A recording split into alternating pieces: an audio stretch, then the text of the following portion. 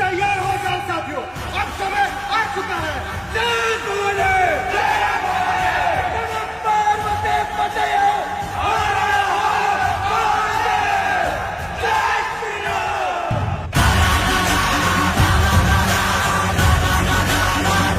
ওই হিজড়ে হিন্দুরা, কি অবস্থা? কি অবস্থা? দেশ থেকে এখন পলায় কোন যাবা? দেশের তো পলায় কোন যাচ্ছ? কোনো জায়গা যেতে পারবা না। বাংলাদেশের হিন্দুরা তো পলাই ইন্ডিয়া চলে যাবে, তোমরা পলাই কোন যাবা?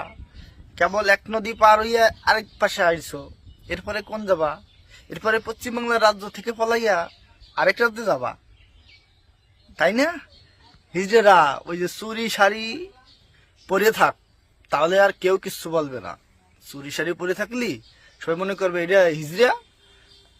দাড়ি থাকলে তো সমস্যা নেই, হিজড়া তো দাড়ি হয়, একেবারে সুন্দর করে থাকবা, সবাই হিজড়া ভেবে কিছু বলবে না। বলবে থার্ড জেন্ডার, এরা ভাই যা করে করি রাখবে, এরা তো আর কিছু করতে পারবে না, কারণ এদের তো সেই ক্ষমতা নাই, এদের তো সেই জিনিস নাই। ঠিক আছে, চুরি শাড়ি খারু, এরপর যা যা আছে লিপস্টিক মিস্টিক লাগাইয়া ঘরের ভিতরে চুপ করে বসতে হবে। ঘরের ভিতর না, এই ক্লাব দিবা টাস টাস করিয়া, মানে হিজড়া যেভাবে টাকা তোলে ওইভাবে তুলে বেড়ালিও খুব ভালো হবে, সংসার না এসে চালাতে পারবা, কোনো সমস্যা নাই। ছেলে মেয়ে নিয়ে এটি আর সুন্দর থাকতে পারবা, বুঝছো? এই যে এখন ওই যে মানে শান্তি রক্ষী বাহিনী পাঠায়, কখন জানো?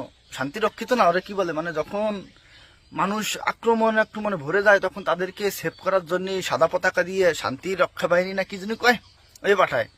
এখন মুর্শিদাবাদে সেই বাহিনী নাকি পাঠাইছে, মানে তাহলে সেখানে কি হয়েছে বা কি হচ্ছে?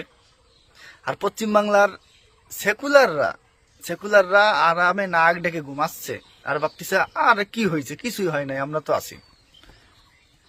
থাকো তোমরা, ঘুমায় থাকো, আর বেশি বেশি করে মমতাকে ভোট দাও। মমতা আবার ক্ষমতায় আসুক, এবং এই যে এইবার যে যতটুকু দেখাইছে এর পরের বার একেবারে ধূলিসাৎ করে দেবে মমতা একেবারে ধূলিসাৎ, ধুধু মরুভূমি বানাই দেবে, বুঝছো? তোমাদের মরুভূমি বানাবে, তার যে দলের লোক তারা থাকবে, তোমাদেরকে একেবারে মরুভূমির সাথে মিশাই দেবে, বুঝছো?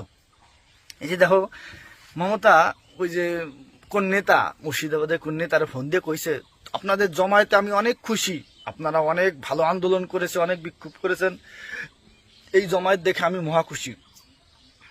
ভাবা যায়, হিন্দুদের মারতেছে, হিন্দুরা পুড়তেছে, হিন্দুরা বাড়িঘর ছাড়ে পলাচ্ছে, 7 দিনই ছেলে মেয়ে নিয়ে পলাচ্ছে। 1971 সালে যুদ্ধের সময় বাংলাদেশের হিন্দুরা ভারতে পলাইছিল ছোট ছোট বাচ্চাদের কোলে নিয়ে।